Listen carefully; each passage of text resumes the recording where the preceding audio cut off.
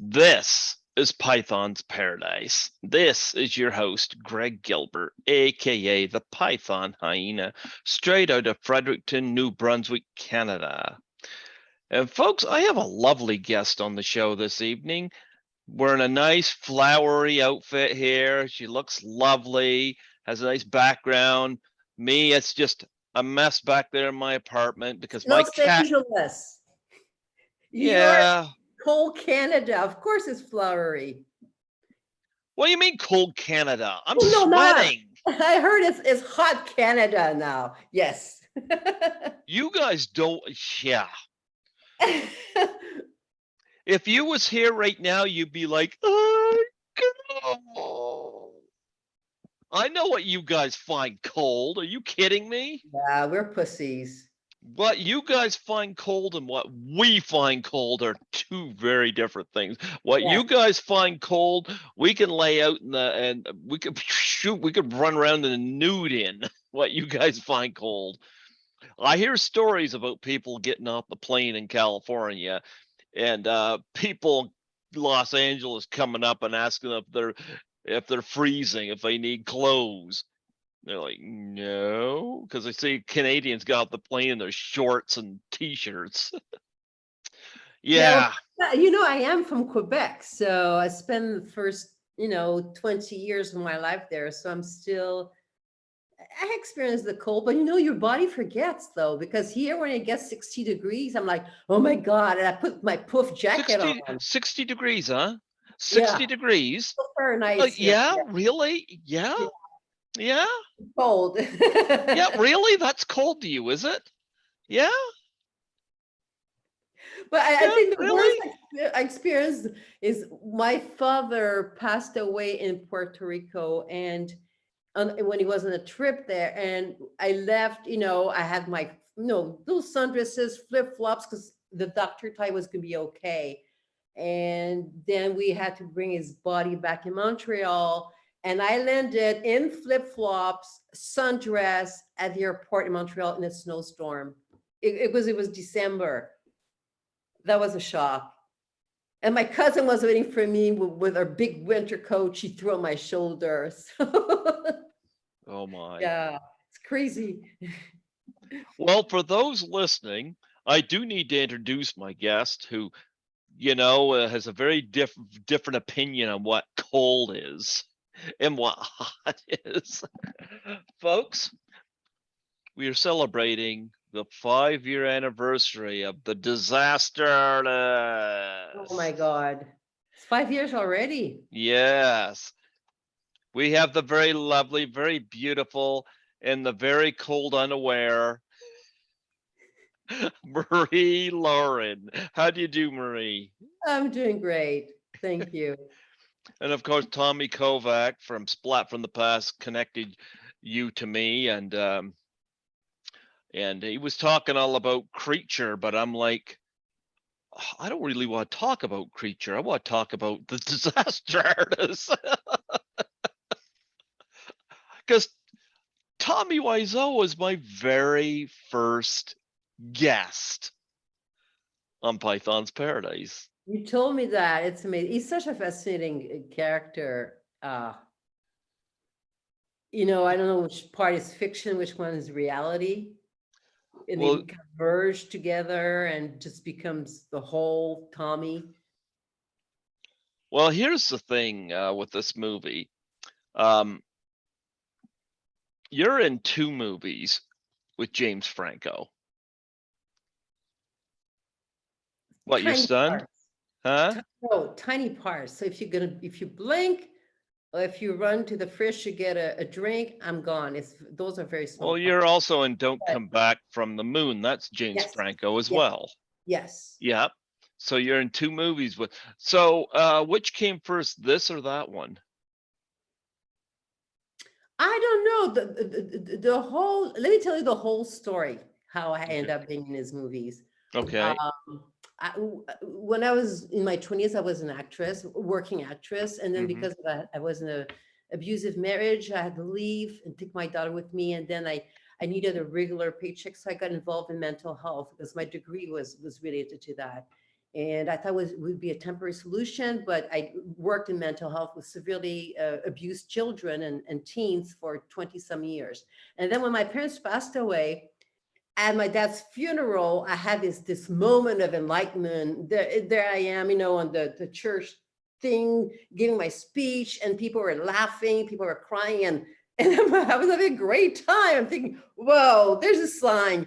So afterward, people told me, you should be an actress. I'm thinking, well, I used to be. So I'm thinking, okay, life is short. Came back as soon as I landed in LA, I enrolled in James Franco acting class called Studio 4. And I know there's a lot of stuff that happened and scandal and this and that. I particularly had a fantastic experience. I studied at first with an amazing teacher named Anthony Montes, who's my mentor. And Anthony uh, encouraged me to apply to audition for James for a master class in which we did a feature film from scratch. So we had a team of 6 writers, 6 producers, 6 directors, and 20 something actors, and he gave us a theme, and we had to make a real movie out of it, which is called Dark Hour Roxana. And during that time, James was working on both of those movies. So he would come to the class, he looked like he had slept in his clothes because he would come from the set, show up at 7 o'clock in the morning, half awake, he had to wear a prosthesis in his mouth to get used to having this thing he had to wear, to play Tommy Wiseau's character. And then we would just be working on developing the film. And he offered us the opportunity to be on the set, in tiny, tiny, tiny little parts, just to be on the set. And I'm thinking, well, I've been on sets before, but I don't care. I love being on sets. So I said, yeah, I'm in. So in the Disaster Artist, I play, it was just a small part of an actress auditioning for a part, waiting in line to go in, holding her headshots. And then the other movie, we went to this beautiful place in the desert and called Salton Sea, which is absolutely unbelievable. It's like a ghost town, and we stayed there for 2 days. And I played the mother one of the character. But it was just, no matter, there's no small part. You know what I'm saying? As an actor, you just learn from, like a sponge, from just watching how things are being done around you. So that was my experience. I quit watching the Academy Awards when Oh, I don't blame you. this whole stupid Me Too movement shit happened, and James Franco won the Golden Globe for playing Tommy Wiseau in this He was movie, amazing in it. and then James he gets amazing. snubbed for the Yeah. Academy Award because of the scandal. And I don't know what's true or what's not, but it's like he should have been nominated for the Oscar for this. And I'm like, excuse my language, but fuck you, Oscars, So they nominated Denzel Washington for some movie I didn't see. Nothing against Denzel, he's won twice, but it's almost like, because he wasn't up for the Golden Globe for whatever movie it was, and it's like that was just their go-to. Let's get somebody that's been nominated a bunch of times that we could just depend on throwing in there. And it's like, okay, if this is the game they're going to play, I'm not going to turn my TV off. Don't need to watch them. Of course, I was at the old house at the time, so I don't have TV now because there's nothing on to watch, basically. So, but nonetheless, I was not happy about that. Very pissed off. I thought it was. I read the book, The Disaster Artist. I got It too. Greg Sestero's book here. I have tried to get Greg Sestero on here, and I've been in talks, but it's never come into fruition. But Tommy was my first guest, and it's like, okay. And as a matter of fact, Greg's mother is French. I don't know if you remember from the book where she's French. And I was hoping, oh my God, please, I hope they leave her in, because I would have loved to have auditioned for that part. It would have been perfect part for me, but they took her out from the script. Yeah. She was the one that kept pushing, and yeah, if I remember correctly. Yeah, but I noticed that James gets a lot of people he worked with. to be in the Disaster Artist, and I Yes, thought that was you like really seeing the interesting. same people on and on and on. Yeah, you work that way. And for me, that class was unbelievable because I was an actress before. I had never taken filmmaking class, and James kept telling us, "You need to make if nobody no, nobody's knocking on your door. Create your own opportunities as an actress. Create your own material. Now you can do that with the technology. It's cheap to do digital.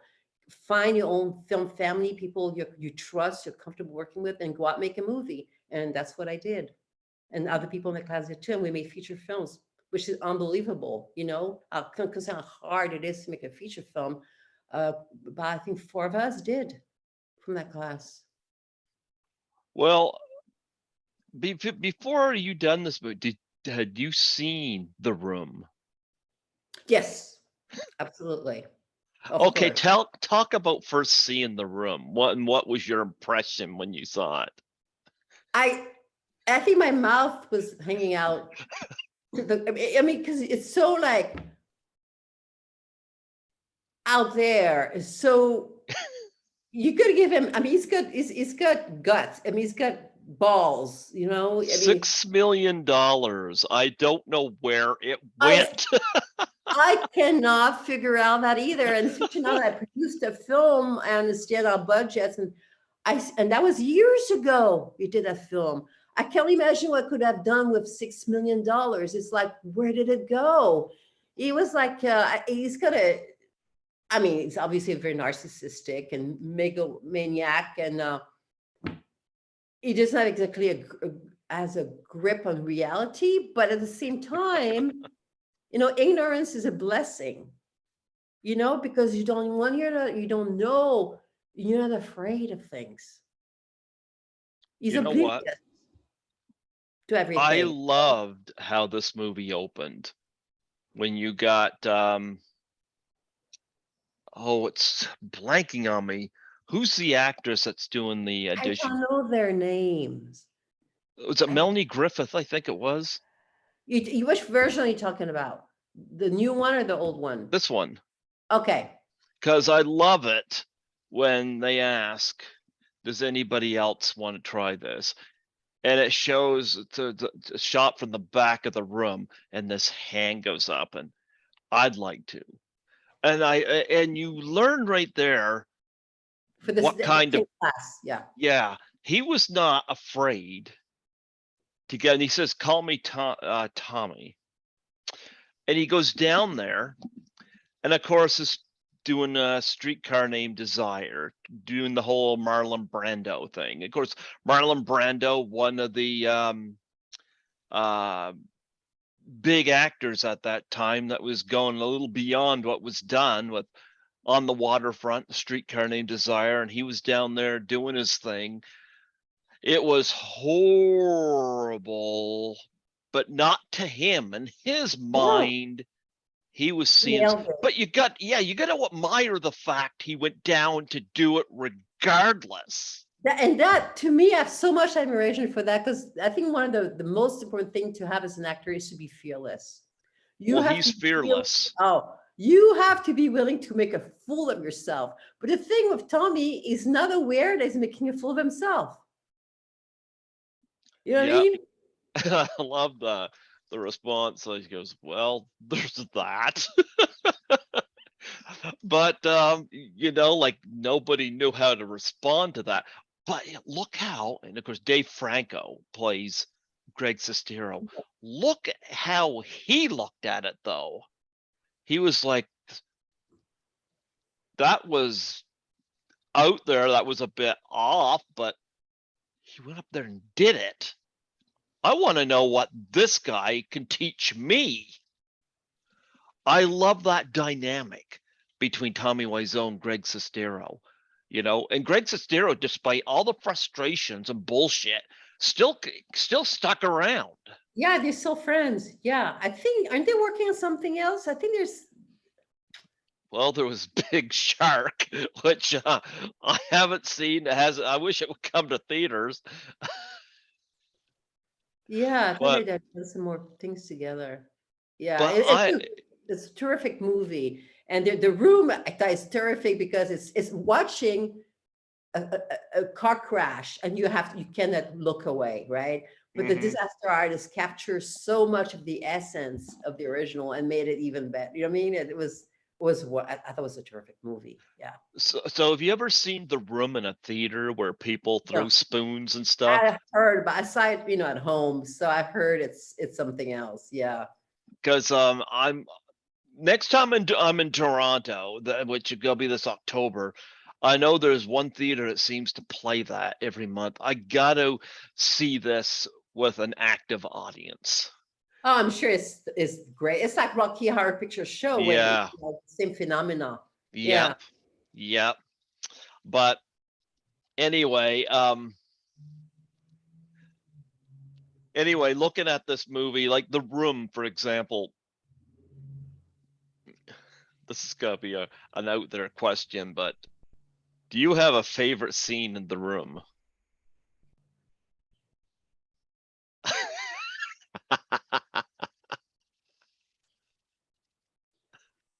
Dead silence. No, I don't. I mean, there are every moment in there, you just what? I I I mean, just I it's just love the so woman in the flower shop goes, "Hey Tommy, I didn't know it was you." It's like, really?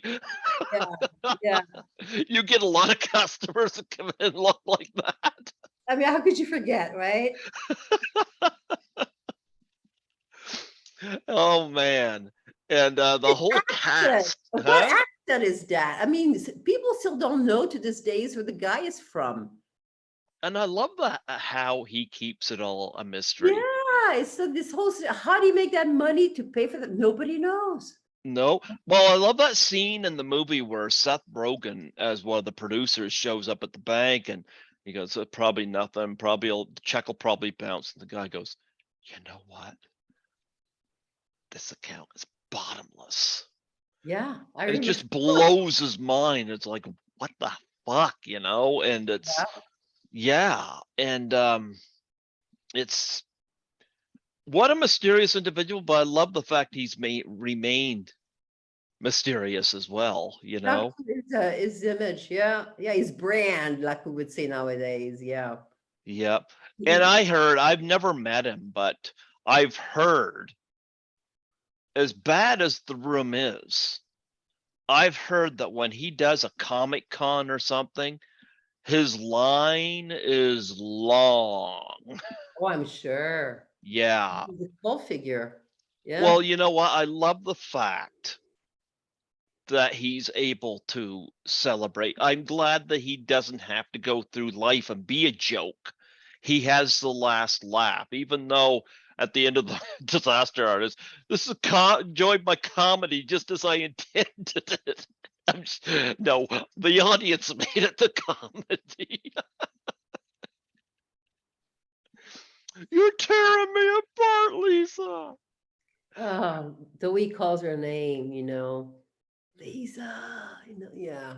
Oh my goodness. Like I've seen Rebel Without a Cause a couple times on the big screen, and you hear the conviction when um um why am I blanking on James Dean says, "You're tearing me apart."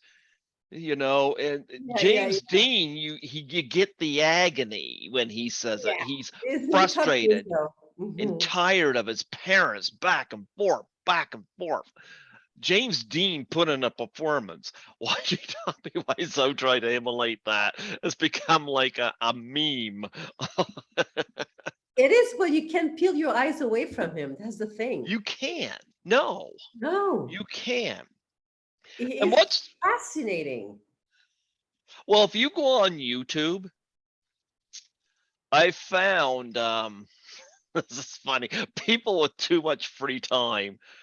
They did this with the Star Wars trilogy, the original Star Wars trilogy. They have Darth Wiseau, and every time Darth Vader's in a scene, instead of Darth Vader's voice, it's Tommy Wiseau.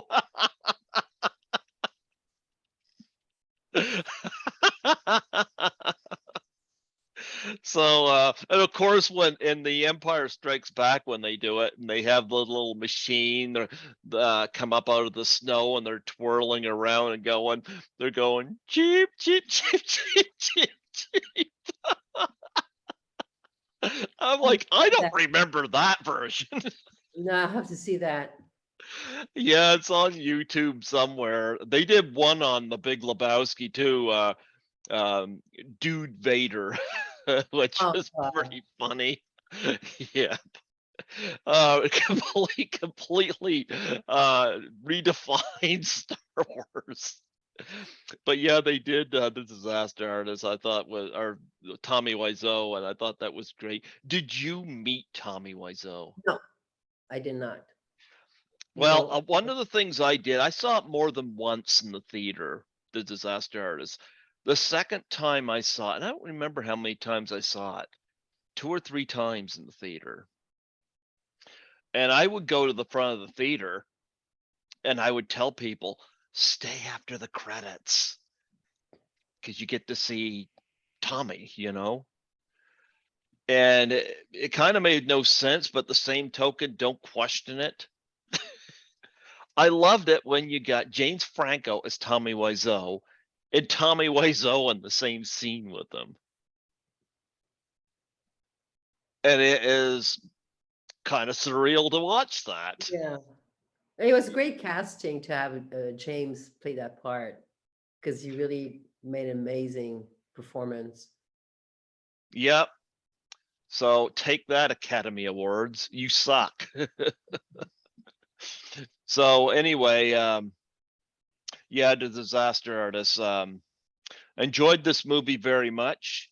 I know you only had a small part in it, but it's like, I had to talk about this Oh, movie. I had to want to. It was just great to be on that set. Yeah, Talk about being on that set. it was right smack in Hollywood. I mean, they really tried to recreate. I think the location as close as possible to the real place. So it wasn't in the studio on right off Hollywood Boulevard, and they had a bunch of us, pretending to be actresses, waiting in line to meet Tommy, and we were holding out our headshots, and James walks by, and everybody's supposed to look just like get his attention, be desperate a little bit, and no, it was just fun, and a bunch of us from this class were there, so it was cool. Yeah. I loved it there at the end of the movie where they show side by side Oh, isn't the that cool? room and the Yeah. disaster. So much. I mean, my Boy, goodness. did they do a great job on that. Yes, absolutely. Yeah. Absolutely. But something else stood out to me too. You had oh, her name's escaping me. Weaver. I got your IMDb up here. Just give me a second here. Because if I don't, this is gonna nag and nag and nag at me. The Disaster Artist. Okay, go click that. Because if I don't, that's gonna nag at me. Jackie Weaver played Carolyn. And of course, one of the stories behind the scene, I read this in the book, The Disaster Artist by Greg Sestero, that the actress had a fainting spell on set.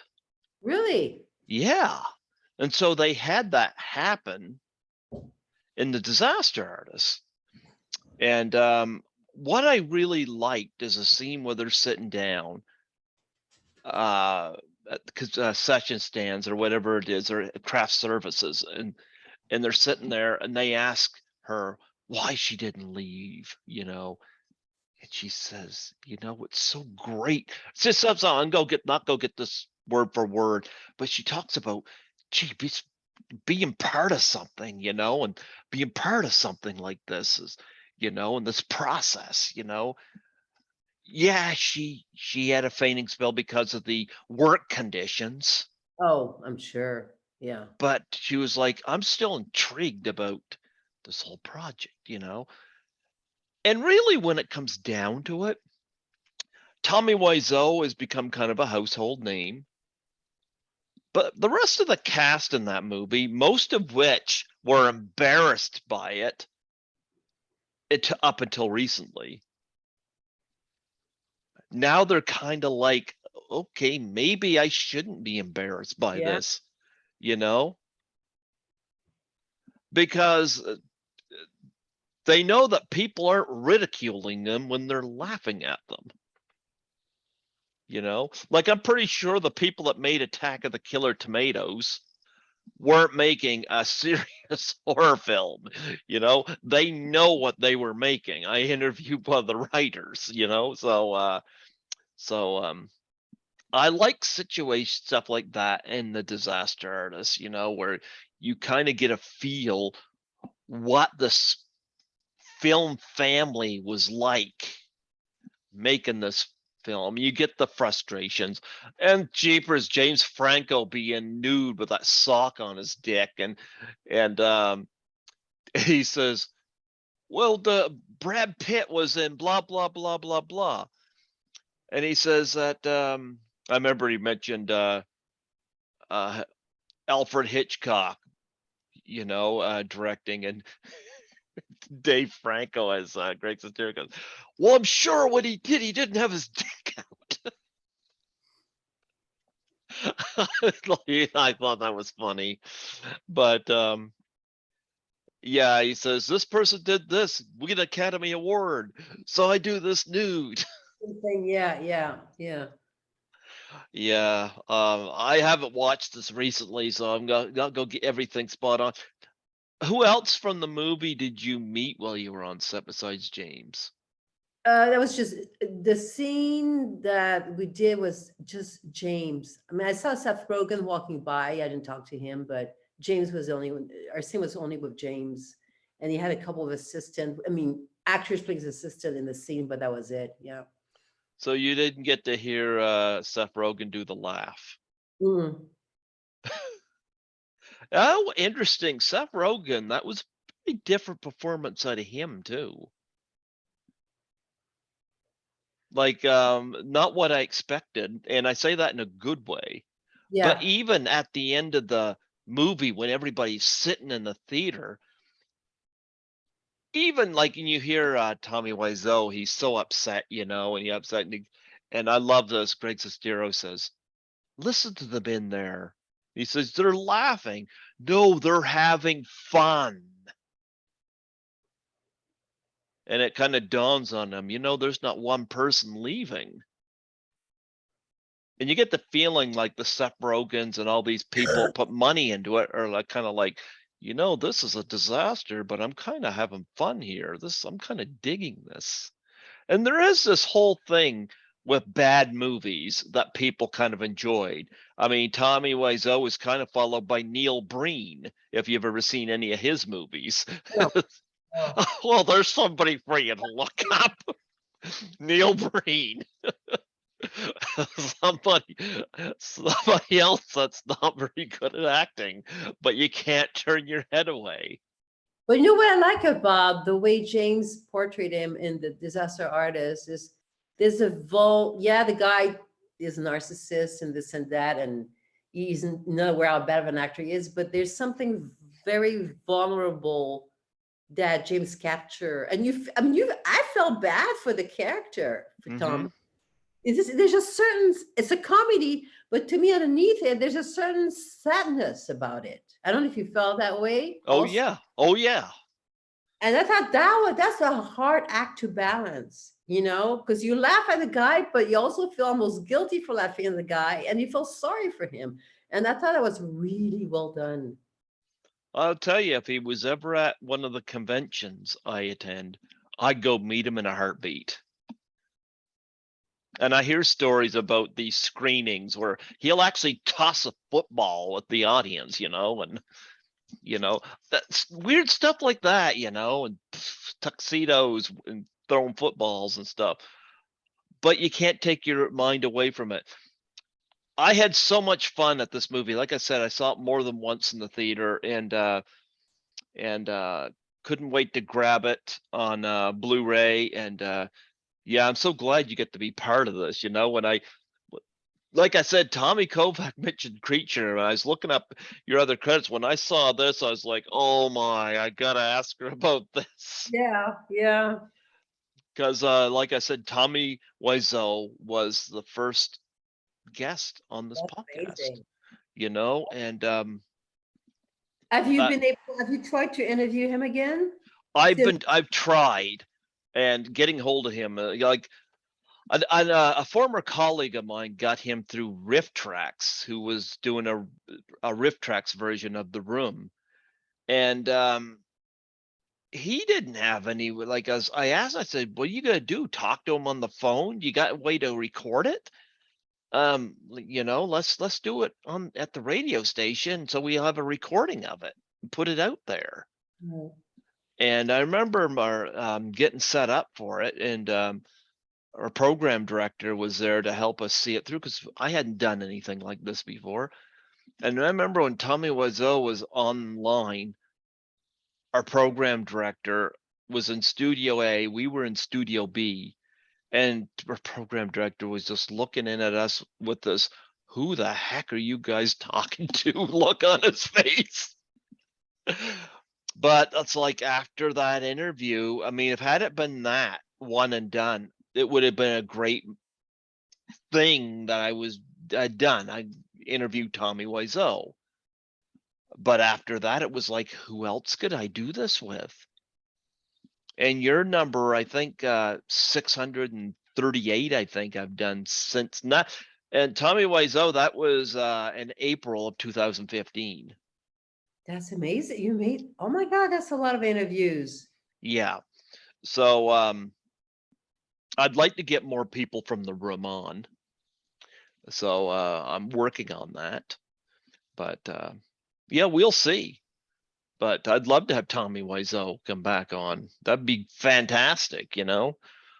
But no, I love this movie. Did you go to the premiere of it? No, I didn't go to the premiere. Why not? I was not invited. Go anyway. All you have to do is bring a big thing of plastic spoons. Mhm. That was weird in itself, they couldn't be bothered with the photos. The photos all around had spoons. I love it. I love it. Just a decision like that by Tommy Wiseau, not bothering to put like pictures of that they could set photos or whatever. Spoons were in them when they bought the picture frame. Stick that up there, and now it's become a thing where people throw plastic spoons. In a way, his absence to think about that provided one more thing it become famous for. I think that's cool. Now, another film that I saw this recently. I just kind of spotted it at Sunrise Video, and I picked it up. Another Anniversary, Oh my God, you have a copy of that? Wow, that stuff is old. 1984. Or 1987. well, it was released, but we shot it in no, not even 84. I shot it in 1982 or You want 83. me to be frank with you? Can I be honest with you? Sure. The movie disappointed me. I'm sure. Yeah. You didn't disappoint me. That's not your fault. But when I look at this, I see a guy there outside the blinds there, and a woman right there, and I'm like, oh, looks like a thriller about the underground sex thing or whatever. And I was like, I think this is something I would enjoy, and it was totally not about that, No. and it kind of lost me. And it had so much potential, you It know. was directed by Stephen Verona, Uh-huh. passed away a couple years ago, who had done, have you heard of a movie called Lord of Flatbush? What is it? Lord of Flatbush. Yes, I have. He directed that movie, and he had an incredible cast of unknown actors such as Richard Gere, Henry Winkler, on and on and on. Those are all like first timers, and he became a visual artist. And unfortunately, the director's cut, which I have somewhere, is very different That's why the movie came out so much later than it was filmed, because it was a lot of a internal struggle between the director's cut and what the producer wanted as a cut. And they went ahead, shot some more, and changed things around. It was much, much more artsy, fartsy, edgy, indie movie type with the editor's cut, director's cut. Yeah, Yeah. I didn't even get any. I didn't even get a sense of suspense between the relationship between your character and the photographer. Like I never felt that there was going to be any issue between you two, despite you not knowing totally what he was doing. Yeah, and then there Oh, was I'm supposed to have this fling with my professor, and yeah, it was written. It was a book based on a film based on the book that was written. That somebody really did that. Went and dig holes and put two mirrors and start filming people having a sexual escapade in the motel. Um, but they had a lot of difficulty in post production, unfortunately. yeah. Because what this cover shows and what Yeah. is in so like it would have been cool had this guy just got in so deep that, oh my goodness, there's some real trouble here. And a lot of the scenarios, the sex scenarios you come across, okay, interesting. I mean, you got the couple having bondage, you got the sheep room, it's kind of amusing. You got the couples that are in the car, that's a bed. Okay, great. Or you got somebody here with chains and his girlfriend looks like a punker and stuff like that. And okay, great. You got the ingredients. But I was like waiting for something to happen. Again, not your fault. Not your fault. Nothing against your performance at all. There was a scene in there that was cut out where my character confront him, and it was so they shut down a warehouse downtown LA. They had me dressed in a tuxedo, looking very androgynous. They had a female punk band performing inside a huge cage with chicken. Okay. And then they had a bunch of guys on mopeds circling me in a very claustrophobic way, and smoke everywhere. And my character lose my shit. And I'm confronting uh, my boyfriend about what the fuck is that about? You're hiding behind your camera, you're filming this, but I don't even know the hell you are. And it was a really good scene, really And they creative. didn't have it in the movie? Visually, it was gorgeous visually, with all the lights from like a disco lights going through the smoke, and the girls in punk band playing with the chicken flying around, hopping around in a huge cage. It was too weird for the producers, and unfortunately it made sense within, Too because weird for the producers. they cut it, didn't want in the film. Yeah. But funny, my character was confronting him and his issues of hiding behind the camera, and it's not there. But Yeah. do you have an uncut version of it? I have it somewhere. I have the directors, but I don't know where it is. But yeah, I did have it. Because I think I would love to So see, different. huh? It was so different. Because I would love to see the director's cut of this, you know? Because I'm going to tell you, I was kind of like I was into seeing this, and I got this after I booked you, and I just happened to see this. I wasn't even looking for it. And I was like, hey, I recognize, because I saw the cover of it when I was looking up your credits. And I was like, okay, I'm going to grab this.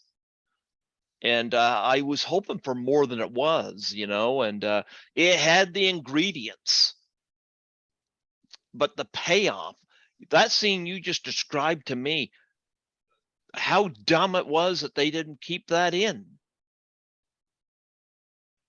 you know? It's sad because the producers saw me. They wanted me as this sweet, cute, college girl.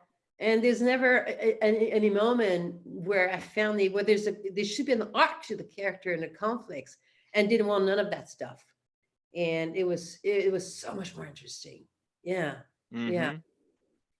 By the way, you got blue fingernail polish on? Yes. I saw that flash. Look at that. I like that. So you can tell, right? Yeah, I like that. Yeah. Now, unfortunately, I have not seen Creature, but I do have one question about it. Working with Klaus Kinski, any memories of Oh that? yeah. Oh yeah. Klaus was very rude to pretty much everybody.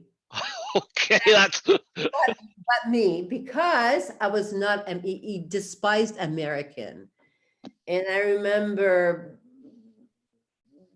him telling the makeup artist, I wasn't there, but it came back to me to powder his asshole. That's the kind of guy.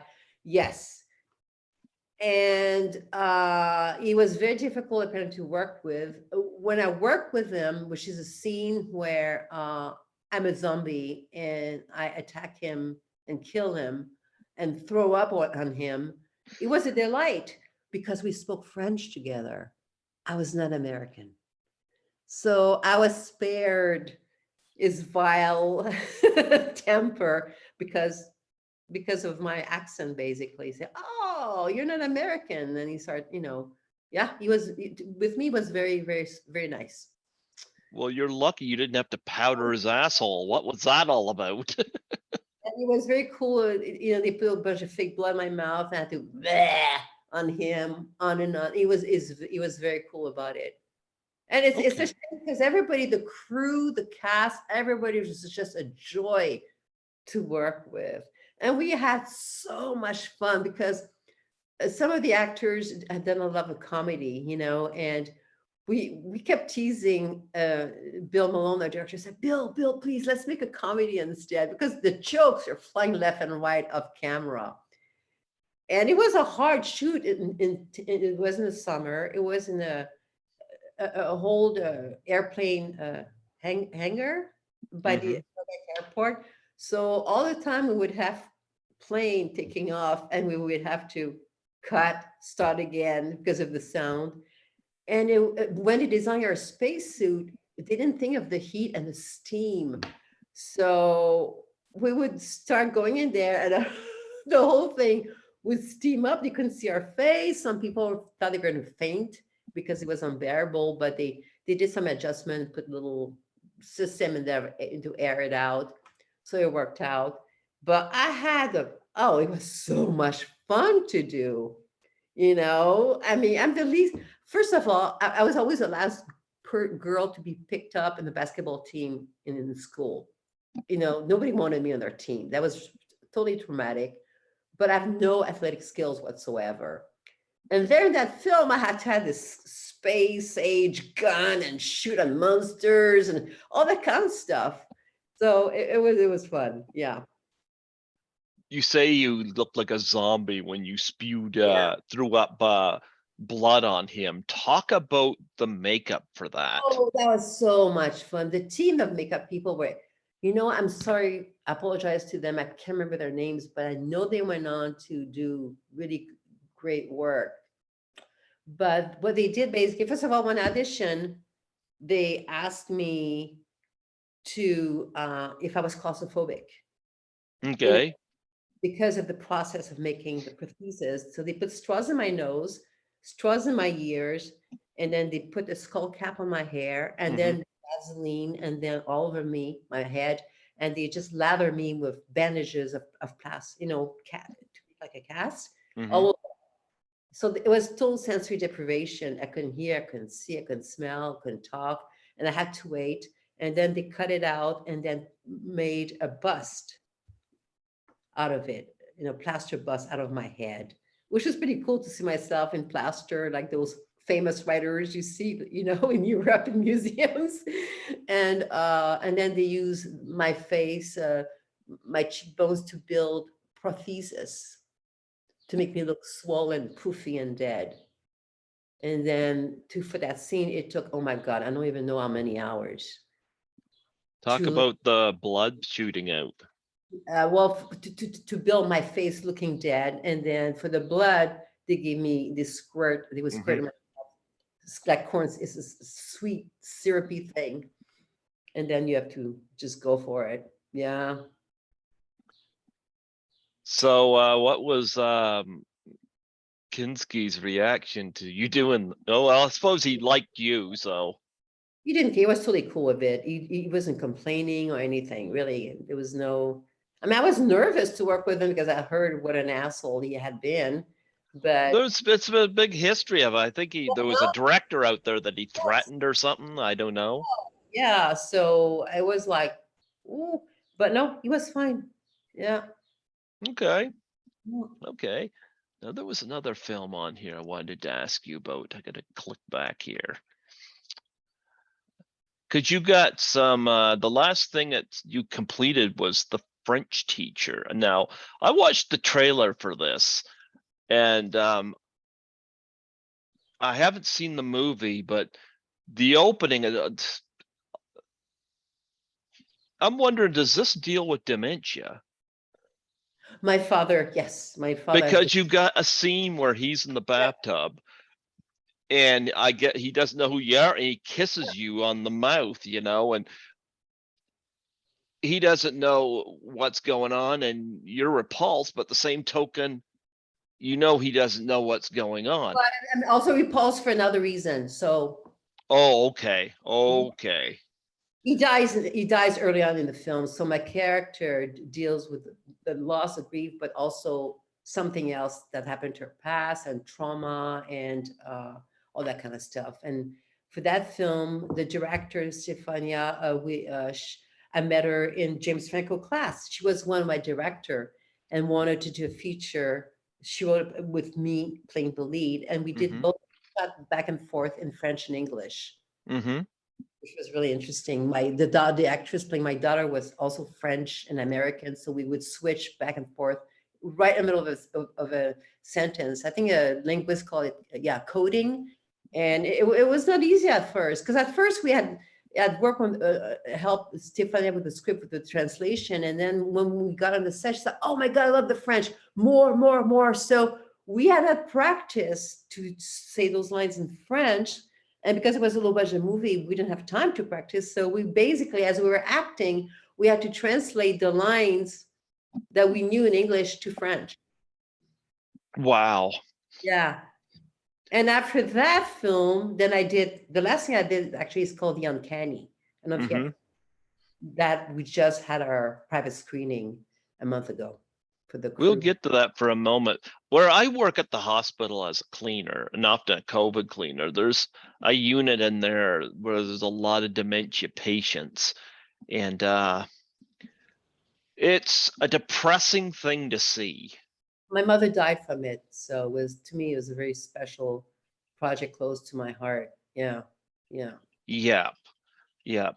So yeah, I see it. It's not fun to see. And yeah, so that's what I thought of when I watched that trailer. Exactly. Now, of course, you mentioned the Uncanny.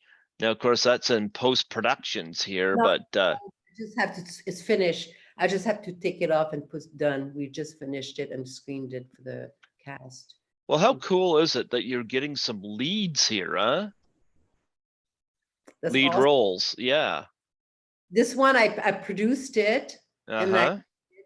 with my daughter. So I followed James' advice to the T. My aunt had passed away in Quebec, and she unexpectedly left me, she had no kids, left me money, just enough to either send my daughter to film school for 3 semesters or try to do a feature film. And we have lots of friends who went to USC film schools, and I asked them and say, do the film.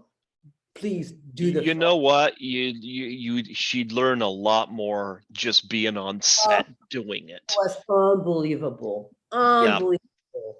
It was lots of blood, sweat, tears, and laughers because I mean, we wrote the script ourselves. We've never done anything like that. And then, but we knew the budget, we knew the resources we had. We cast who we wanted in our film, most of them, before we wrote the characters. So it's kind of a lazy way of writing. So when we started writing the characters, we could hear those friends of ours who are wonderful actors speak to us in our head.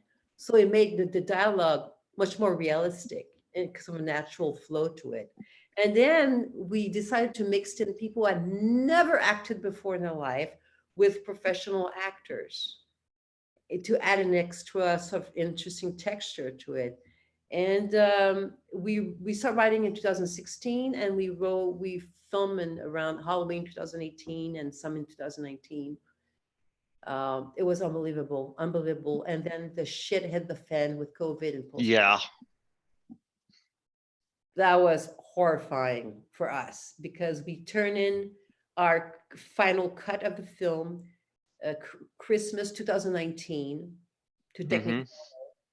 And we had this incredible deal with Technicolor where they offered to do it almost not for free, but very low, because a dear friend of ours, who was the father of the little girl in the film playing opposite me, had just started working for Technicolor and wanted to become a colorist. So the deal was he was going to learn to be a colorist on our film, like an intern, basically.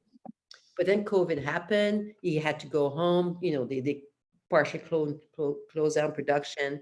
And then when they were open, Steven Spielberg showed up, and his colorist hired my colorist to be his assistant on West Side Story.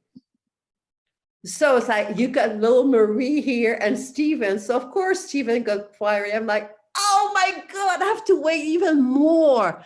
But it turned out it was great because Technicolor was wonderful. They let us rework our final cut. So we had taken a long, like 6 months away from it.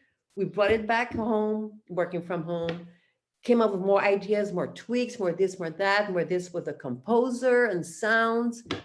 And it actually helped us out. And then when Kevin was done doing being the assistant for Steven Spielberg, he was a great colorist. So he started working on our film, and it was like, oh my God, this is amazing. I had no idea. Did you know that how much work goes into correcting colors in the film? Because I didn't know that. You know what? I've heard of that process. Yes. It's unbelievable the amount of work that goes into it. So we would go and take our studio at a huge movie theater with maybe 4 seats in the theater, and he would have this big console and manipulate all the color. So we manipulate the audience emotion at the same time by putting a little more, pink maybe in that scene, or a little more red, and there a little more gray, more blue. It's just insane amount of work. It's all stuff we learned. We had no idea. Why didn't you do a Tommy Wiseau and be actor, producer, director, writer? That's what I did. My dad and I produced it. She directed it. I played the lead in it. We wrote it. I did costumes. Do you have a line where you say you're tearing me apart, Lisa? No. I should have found a way to put it in there. Yeah. So what was that feeling to get this film completed? Oh, it was amazing. And Mhm. first of all, we were so close to it for so long. We got to the point we had no idea if we had garbage in front of us or something good, because you lose perspective. So we're very, very anxious for the screening, and the screening for was cast and crew. But mostly, we had a lot of people would ask the people when we invited to bring friends. We wanted people who didn't know us, who knew nothing about the film, to see it, to see how they would react, because they would really see the whole thing with fresh eyes. And the feedback, the reaction has been amazing. It's a movie that dealt with suicide, depression, suicide among women, and it also deal with on a different level on what I call made up this word, this barbication of women, which is the social pressure through social medias to tell women they have to look at Barbies. I mean, you know what I'm talking about. You go on Instagram and those girls with the full lips and the this and that and the contouring and they all look like Barbies to me. And the pressure on young girls in school to look, Yep. not even bullied, they commit suicide. It's horrifying. So it wasn't. So the film was on 2 different levels. And it had a lot of elements of fairy tale to it, but also we wanted to put humor into it. Because even if, I've worked in mental health for years, and even if you're depressed, suicidal, you still have remain ability to laugh. but we're really afraid that the audience would not be able to laugh, and then next thing you know, be scared or be moved. And oh my God, they had all the reaction we were hoping for. So I it's need to bring something up to you because, you know, this is something I throw out to a lot of my guests because you mentioned suicide and depression. And remember when the ice bucket challenge was a big thing? Okay, my father just passed away in April from ALS after battling it for 8 years. But after that challenge happened, Robin Williams, of course, after he passed, one came out for suicide and depression awareness called the Doubtfire Face Challenge. oh, I didn't hear about that one. Yeah, well, I've been throwing it out to a lot of my guests, and I've had some luck with it. It involves you videoing yourself. You take a pie in the face and you nominate 3 people. Okay. And I've had a few of my guests have done this. Some of them were pretty creative with it too.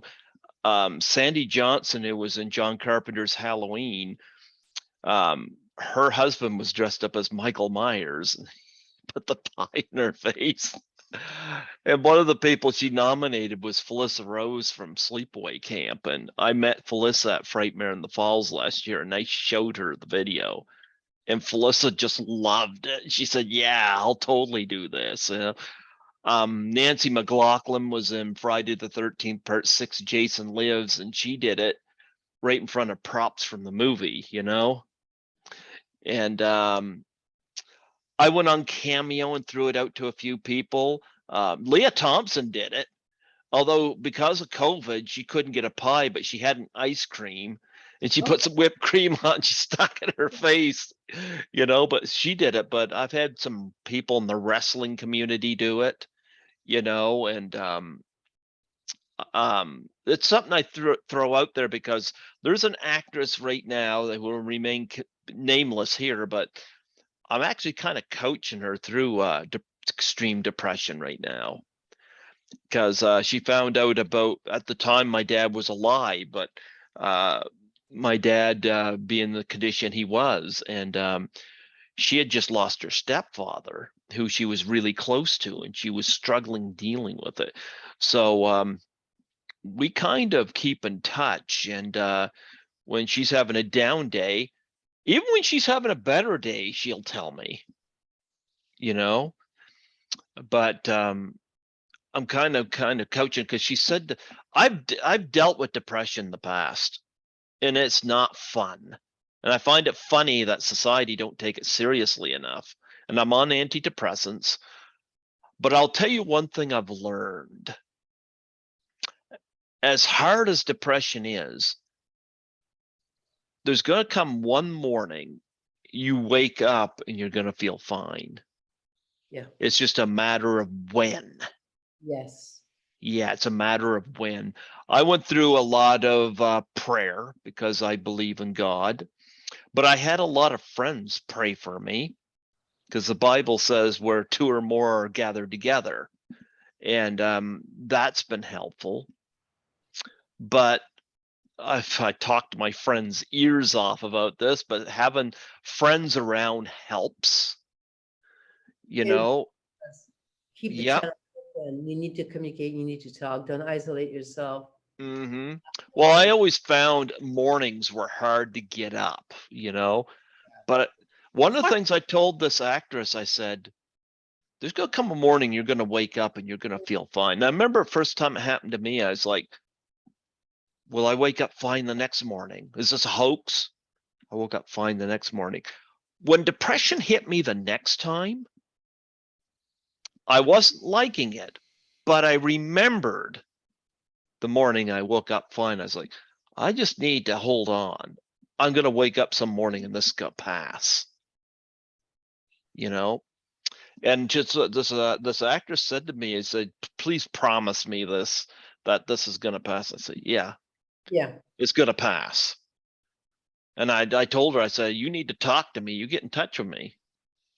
That is great that you're helping somebody else, and thank you for sharing that with your audience and with me. Mm-hmm. Yeah, I struggled with depression before, and my daughter also does. And so that film was very personal for us. Mm-hmm. Um, Would you and your daughter be open to doing a Doubtfire face challenge? oh, of course. Yeah. Yep. Well, Are they still going on, or I mean, how does oh that? yeah. Okay, so we would do it and send it to you, If you or want to, do you have a YouTube channel? no, I don't. That's what I'm Well, saying. you know what? Send it to me. I'll put it up on my YouTube channel. I'm not monetized, so I won't be making money off it. I can throw a pie at her, and she'll throw a pie at me, since we're Actually, working. you just smack it in each other's face because if you throw it, you could miss. And it's for suicide prevention, mental illness. Yep. Absolutely, Suicide and depression awareness. I will absolutely. When she feels a little bit better, we will do it. Oh, wouldn't that be great?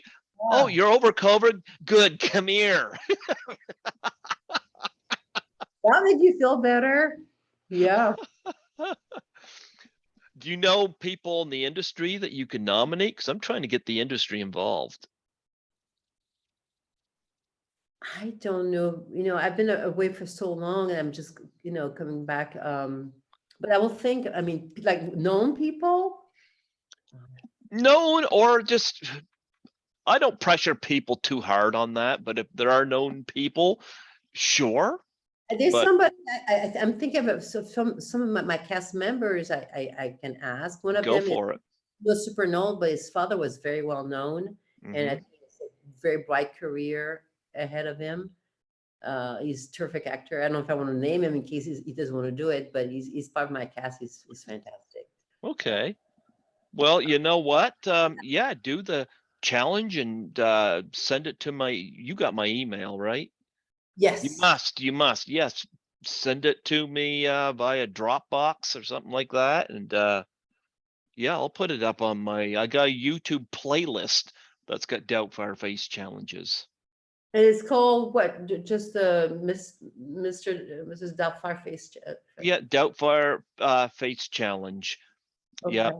for suicide depression awareness.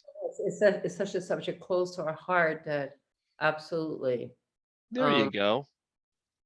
it's what was odd in the film is that it was important for my daughter Clara not to go in terms of the concept of the film, not to do everything in tones of grays and desaturated and blues and dark like typical horror movies are. We wanted to make it look very bright, like a candy store, because I've worked so much with people who didn't show any signs, and boom, next thing you know, kids hanging in his closet. Um, and at first, people were like, "Oh, you sure you want to make a horror movie with pretty colors, pastel colors?" Why not? Look at But Dario Argento's movies. They're very bright and colorful. but then, as we were discussing that, Kate Spade and Anthony Bourdain commit suicide within a few days of each other. And I don't know if you're familiar with Kate Spade, maybe not, because you're a guy. Okay, she's a very, very, very famous fashion designer, American fashion designer, and she's known to do very bright color, bold colors, handbags and clothes and quirky. And you know Anthony Bourdain is, right? I know that. Yep. He's also very famous in the American audience to be a chef who toured the world. He was partying, eating, just enjoying life. And they commit suicide within a few days of each other. And everybody was going around, oh my God, but they look so happy. But her colors, everything she did was so bright and colorful. But he was always bragging about the great food and enjoying life. Well, there you go. There you go, right there. People don't always carry billboards saying, "Hey, you know what? I'm depressed. I'm suicidal. Help me." Mm-hmm. It Yep. wasn't us to go that route. Yeah, yeah. Yep.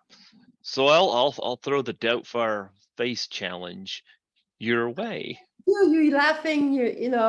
Hearty about Tommy Wiseau in the film, right? Mm-hmm. But you have depression, and people need to be aware about that. Sometimes I struggle with it too, and we can hide things. I have no desire to commit suicide, like if if I've beaten it before, I've beaten it 2 or 3 times. It's like, that day's going to happen. It's just, that where you feel good. It's just a matter of when, it's a matter of when. So that's the key to that. And the key But is to believe that there will be a day when it won't be like that anymore. That's the key. yeah. So yeah, and plus it helps to I got a cat. So I mean, the cat they say cats are a good peace Animals of mind. I work for rescue. I foster for them. Yeah.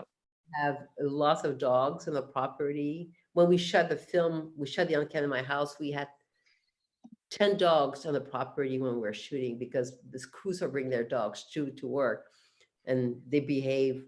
I was a little afraid with the sound, but no. But yeah, they make you feel so much better. When I Yeah. was in the COVID, I had all my own little hairy nurses on the bed with me. They would not leave me alone, just surrounding me and looking at me because they knew it was not normal behavior. hmm Fabulous nurses are they're very healing. Yeah. Well, I look forward to seeing your Doubtfire Face challenge. That'll be awesome. Promise I will do it. Absolutely. Yeah. Yeah, I'll do it next week. Sure. Sure. Now we got one more film. Again, I haven't seen this, but I want to ask you about it because it sounds interesting. Violent Delight. I have not seen it either. Oh, okay. I play art professor in that in Paris. I mean, my part unfortunately was not shot in Paris, but a lot of the film was shot in Paris, and it has to do with the massacre that happened in Paris at the club, the nightclub. What was the name of the nightclub? Do you remember that when the terrorists went in and I wish terrorists would. Another thing, I like COVID. I wish terrorists would screw off.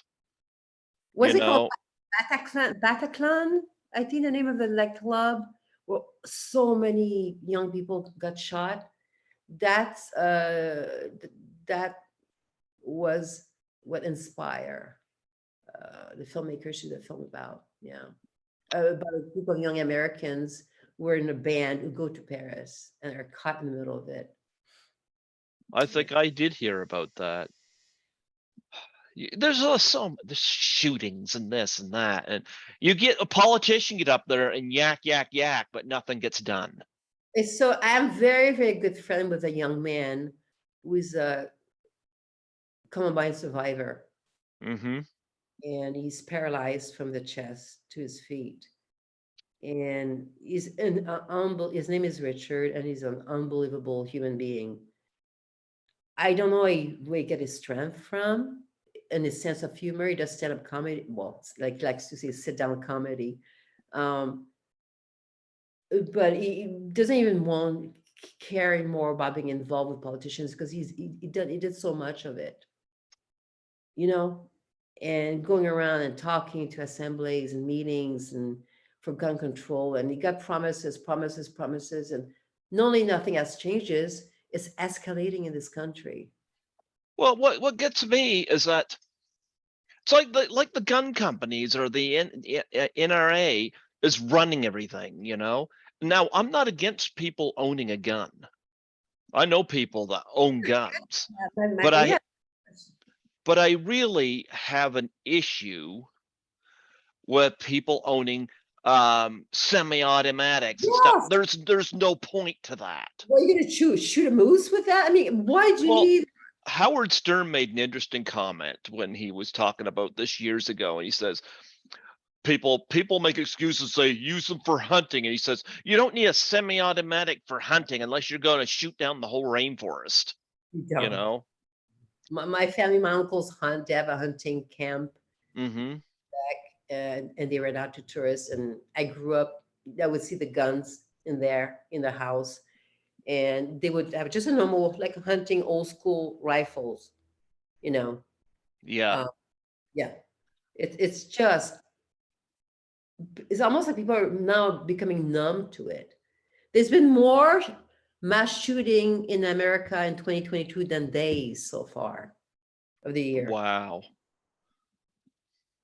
It's Because I'm going to tell you, if I lost a loved one to a shooting like this and the fucking politicians did nothing, well, then that would leave it up to me. And I would hate to find the mass shooter, because that would be one of these take the law into my own hands bit. And I don't want to do that. But there comes a point where people get tired of saying, I mean, you heard about the shooting there when Donald Trump was in power, and the woman that was pleading about her daughter being shot and killed. And she was saying, President Trump, do something. And of course, fuck all, nothing got done. And I Mhm. get tired of hearing these people, No matter what's in charge of this country, like Richard told me, nothing changes. nothing. It's just getting worse. Yeah. But the NRA, and again, I've heard them run their dick lickers about it as well. It's all about money. And how is it in Canada?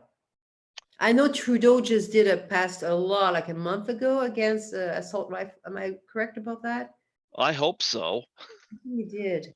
I hope so. But I Banning. mean, I know there was a shooting in Toronto, but I think that, not that this is right, but the person that was shot was actually targeted. It wasn't a random thing. But I've had people in my life I've hated, but I've never hated anybody enough to shoot them, you know? Um, I don't like the idea of jail or prison.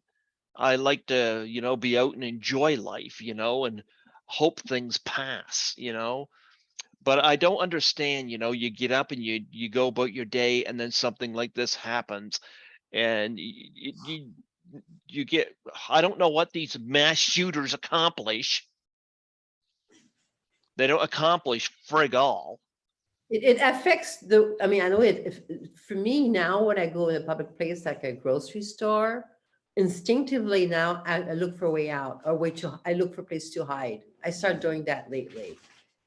When you get close to butcher section, they have doors usually that go back in the back of the store. I look at all that kind of stuff. And I don't want to be cornered. And I talk to other people who feel that way now. A friend of mine, when she goes to a restaurant, she refuses to sit with her back to the door. She wants to be able to see who comes in and out. It affects the youth. I can only imagine with children what it's like to grow up like that now. But yet they have no problem in the States about assault rifles, but yet they'll push the abortion issue. That they'll do. They'll tell women what to do with their bodies. That they have no problem with. Absolutely ludicrous, infuriating, tragic. It's unbelievable. Yeah. And I'm a guy, I don't want children. And this has come from me, a guy. So, I mean, if I have sex, I'm definitely being protected. Actually, I've gotten to the point where this whole family issue gets shoved down her throat. There's nothing wrong with being single, but I like how society looks down on it. Yeah. If you So don't I've gotten to the point where I just don't want sex. I'm not repulsed by it. Just because of how society sees you as a single person.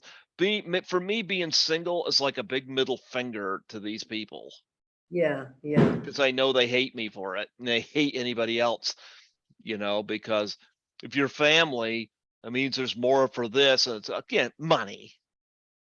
I mean, you have a daughter, you chose to have a daughter. I'm lucky to take care of a cat.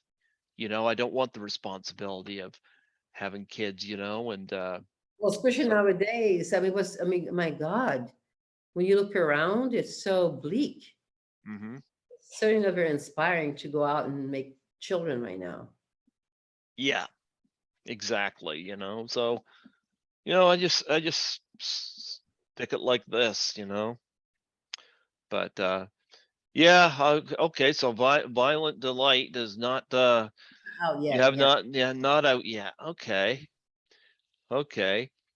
well, what else is coming up in the future for you? That's it. Just the Uncanny. Right now, the plan is to try to go the festival route. Okay. And it's very, very difficult to get in film festivals, the good ones. Almost apparently it's easier to get in Harvard Med School. But we want to try for 1 year and hoping to find a distributor. And if we don't find a distributor, then we'll put it on Amazon. Because you can't put, as an indie filmmaker, you can't put your film on Amazon. Bezos get a chunk of it. You get, I think it's oh my God. I think it's like 15 cents for every hour somebody watch your film that the filmmaker get. 15 cents. That's it. How's But your daughter like acting? uh, she preferred directing much more. I bet she'd like to direct you, probably from the bedroom right now. She wants to direct you to. Directed me in the Uncanny. She was the director for that. Oh wow, Yeah, that's what really? I see. Yeah, yeah, yeah. Oh, okay. You were a producer behind it. Okay. I produced it. I was the executive producer. She wrote the script with me, and she directed the film. And she also plays a part in it, a small part in it. Oh, Yeah, Clara Gabrielle. yeah. Okay. Oh wow. I love that. Oh, I'm looking at some pictures of it. One, I don't know what this is from. Some meat hanging behind her, and she looks like she's Oh, it got was blood on. her the short she did. Yeah. Okay. How cool is she? It's very cool. And we got along great we get along a lot better as a creative team than as mother daughters. I mean, I'll be looking for my lipstick for 2 hours and she took it without telling me. But as producer, co-writer, director team, it worked out great. Yeah, it was really a lot of fun. And apparently it's not, nobody's heard so far of a mother-daughter filmmakers team in Hollywood. I don't think it's common. Was she, according to IMDb, she was a 1-year-old in Steel Magnolias? Yeah, she played Julia Roberts' little boy in Steel Magnolia. Oh, wow. Yeah, that was so much fun. I mean, she doesn't remember any of it, but I was there, Huh. 6 weeks in Louisiana, and that was a blast. It was amazing. The most challenging part was that the director Herbert Ross didn't know she was a girl. He was forbidden to tell him the truth. So everybody, the crew, the cast, had to talk to Clara. We called her Claude and dress her in boys' clothes and say he instead of she. That was hard to do for me at first. Yeah, it was crazy to pretend for that long. Well, she's beautiful like you. Thank you. Yeah. You know what? I'd love to have her on here at some point in the Well, it's future. an honor to talk to you. Yeah. Yeah, absolutely. Of course, not right now. Obviously, she's gotta heal up, but I Uh, look at she's got a few film credits. Yeah. Wow. Isn't that interesting? yeah. She's a really terrific director. She studied acting quite a bit. When she was in high school, she went to this special high school in LA. Like, you remember the movie Fame? Remember that? I love Yeah, it's like, fame. well, we have a school like And that in LA, and that's where she went to school to, and for 4 years, and it was really, really intensive training as an actress. So she's very much of a actor director. She's really tune in the performances. That's her thing. Some other actors are more into, you know, technology or she was really on the actor's game. So that was really wonderful for I've us. interviewed somebody from fame. Did you? Yep, Uh, Antonia Franceschi.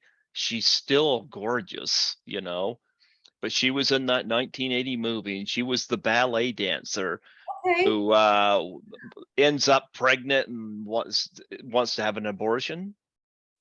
She's got that scene where she's sitting there and you get that monologue where she's talking about.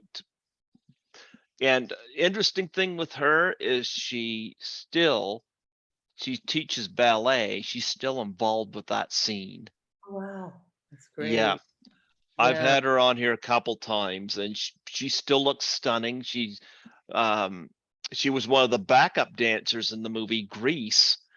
And Okay. I didn't know that until she sent me info about herself before I interviewed her.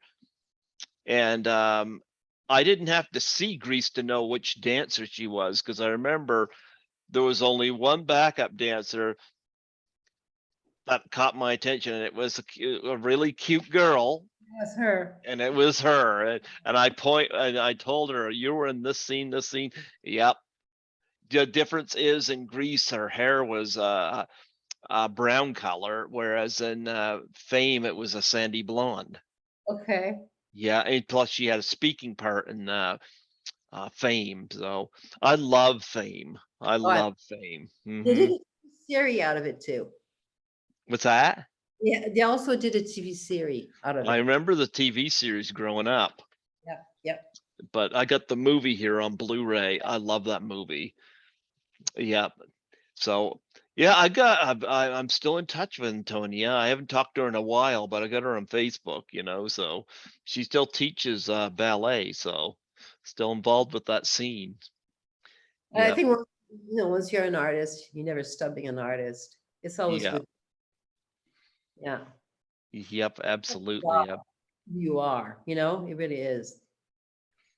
Well, when your daughter gets well, and after you guys do your Doubtfire challenge or whenever you guys do that, have her come on here. I'll have her come on here. Canadian as well. Why aren't you Canadian? Pardon? We're both Why Canadian. why Oh, that's right. You are Canadian. I am from Quebec City, and my daughter has dual citizenships. You know So she, what's funny? I knew that, and for whatever reason, it just blanked on me at that moment. Your daughter's got dual citizenships, huh? Yeah. she used to spend all her summer in Quebec, so she loves Canada. Oh, actually, when I first talked to you on the phone, like you knew where New Brunswick was. Yeah, been Not there. many people do. Yeah, yeah. In Yeah. l'Acadie. Mm-hmm. Yeah, not many people know where we are here. But no, it was great having you come on here. Do you got a website or anything like that you want to tell people where to reach you? I'm working right now on building a website for the Uncanny, but if it's okay, once it's ready, I'll send you a note. Maybe you can tag it to the video, whatever. Yeah. Well, because your daughter's also in the French teacher. You two must have a great relationship together. Of course, you both got COVID together too, so it's like you guys don't stick very far apart, huh? In the French teacher, she got co-writing credit with me because I mean it's really Stefania, the director, who wrote it, but because she's from Brazil, she had, and English is her second language, she asked us to jump in and help her Mm-hmm. out with some of the dialogue, and we Mm-hmm. wrote a couple of scenes in it. But yeah, she played my student in it. She auditioned to play my daughter, and she came close second, but she didn't get it. She can't play your daughter. She can only be your daughter. She can't play your daughter. Right. And of course, Tommy Kovac again connected us. Apparently, you've been on his show many times. You Oh, actually, I love Tommy. We became very good friends. He's wonderful. Clara was on his show as well. He's a great guy. Yeah, yeah. yeah, I was actually on his show not too long ago, and so we've been kind of throwing guests back and forth, ideas, Yeah.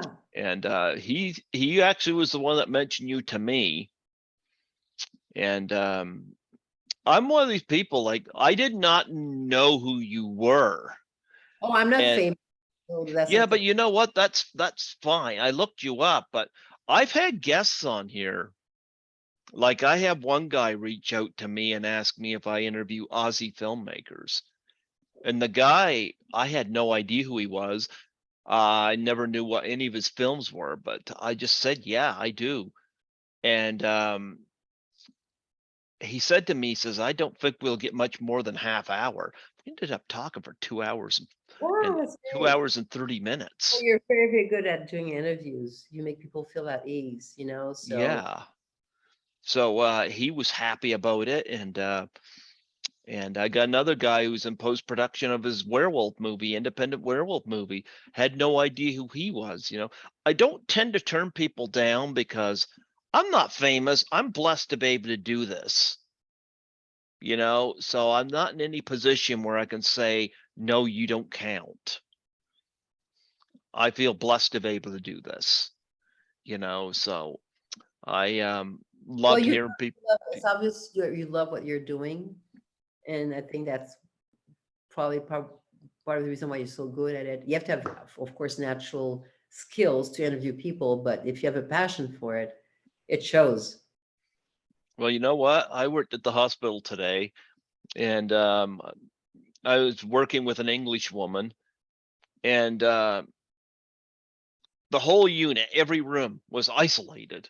So we'd have to gown up in every room. And all I kept thinking was, this is a pain in the ass to do. But it's like, I got an interview when I get home. So I got something good. Oh I yeah, have people say, aren't you too tired to do that? It's like, are you kidding me? I want to do that when I get home. yeah. I want to do that.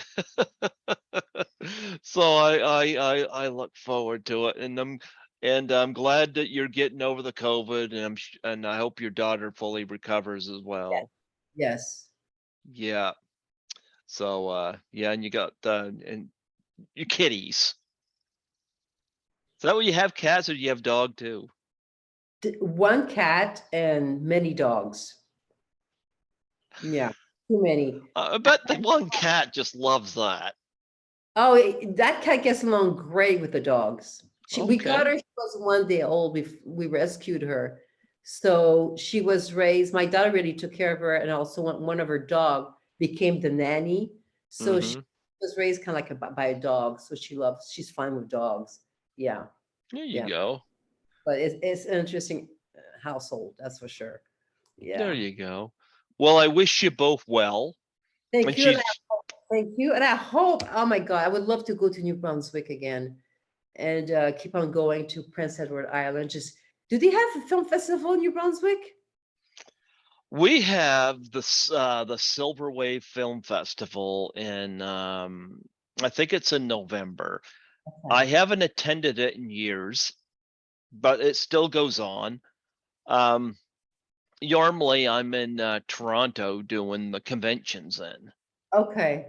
but we do have the Silver Wave Film Festival, and you could probably look it up online to see when the dates are. But Yeah, I'll be at Horrorama and Frightmare in the Falls. That's where I'll be.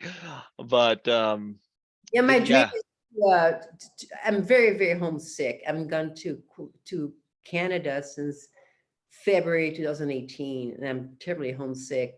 And I would love for the Uncanny to get in film festivals in Canada, so I have the excuse to go home. Yeah. well, you Fingers can crossed. pitch it to Silverwave, Yeah. see if they take it in. Yeah.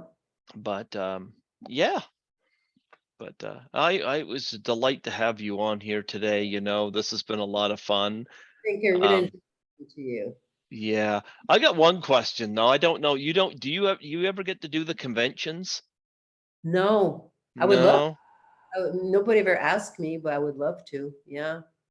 Well, I'm going to ask this anyway. What's the most interesting thing you've ever been asked to sign, or has you ever had anything really interesting? No, I mean, I get fan mail since, I mean, I used to get it ages ago, and since the French teacher came out, I don't know how, but he found my address, and I've been getting regularly fan mail from people asking me to sign pictures. Some Okay. teachers, some is from the French. I mean, they take a screenshot, um, and that has been coming to my house regularly, which is a little. And my boyfriend was a little upset about it. I said, "Wow, they know where you live now." I said, "That's okay. That's cool. I'm fine with." I mean, they're very appropriate, lovely to me. I mean, how can you be? I love having fans. They're the one that make your career. How could you not be nice? They're the one that will watch your movies. You're not acting at home in your basement alone, right? You need an audience. So to me, it's so important to enjoy the process of meeting fans and talking to them and appreciating them. Hmm. Um, but I've never been to a convention. No, so if you Well, ever I thing, hook me up. I would yeah, love to. Tommy goes to a lot of conventions, and I just started doing them in 2017. So I'm enjoying them. I think Creature was because Creature has a quite a following, uh, Hmm. but probably the one that be the one that would, yeah, because my part was bigger. It was one of the leads, so yeah. And you get to throw up on Klaus Kinski. I got to do a whole bunch of nasty stuff in there. I haven't told you about it yet. Yeah, Ah, well, I'll tell you what. Next time I have you on, talk about that. The other we'll have to talk about that. Yeah, version of Creature. Yeah, yeah. I gotta have your daughter on here, and then at some point, maybe towards the end of the year, I should have both of you on together. absolutely. Oh, that'd be fun. Yeah. Then I can watch you two point fingers at each other and say who gave who cover. Yeah. Well, we know we got it. We're pretty sure we know when we got it at the restaurant. We went out to celebrate the success of the screening of Uncanny, and it was packed with people. An old school Hollywood restaurant called Musso and Frank, and 4 days Hmm. later, boom, she tested positive on a Monday. I tested positive the next day. Well, you know what? I'm glad that you're better, and we anticipate her weathering the storm and getting through it Yeah, as well. You know. yeah. Yeah, yeah, absolutely. So, yeah, I welcome that. I look forward to that, having you. And I'll take care of the pie, the whipped cream pie. Yeah, That'll be fun. You there put it you with go. that. That'll be fun. Yeah, and just send that to me when it's ready. Okay. Yeah, take your time, like I said, if she's still getting over COVID, we'll let her recover. Okay. There you go. Yeah, I could see this ambushing her while she's in You'll bed. surprise. Don't be mad at me. Greg told me to do it. Yeah. Oh, well, is there anything else you want to plug and promote before we close off? Oh, I think I will post it when we have the website and just people, I mean, finger crossed that they'll get in from festivals and people will enjoy. It's a psychological supernatural thriller with quite a bit of humor in it. It's not a typical movie. Some people say they don't really know what genre it belongs to because it's so odd. But I like odd. My daughter likes odd, so we'll see where it goes from then on. Yeah. There you go. And I'll thank you be, for your oh, you show. know what? It was wonderful. I appreciate Tommy for connecting us, and this has been wonderful. Before I let you go, would you mind doing a plug for my show? A plug for your show. Okay, what do I do that? Just state your name Okay. and say you're listening to Greg Gilbert on Python's Paradise. Okay. Go Hello, my name is Marie Laurin, and you're listening to Greg Gilbert on Python Paradise. Absolutely. Folks, we have Marie Laurin here. We're going to have her daughter on here eventually, and then maybe towards Christmas or something like that. We'll have them on here together, and talk about the films they've done together and their professional dynamic together. Because I think that's really cool that you two will are willing to work together and not just one film, but two and possibly more. That Thank sounds you. great. Yep. We've got plans. Yeah. Keep going, keep dreaming. Keep dreaming. That's the statement of the day right there. Thank you. Marie, God bless you. Thank you so much for allowing me the honor. Have a wonderful evening. Bye Bye bye. bye.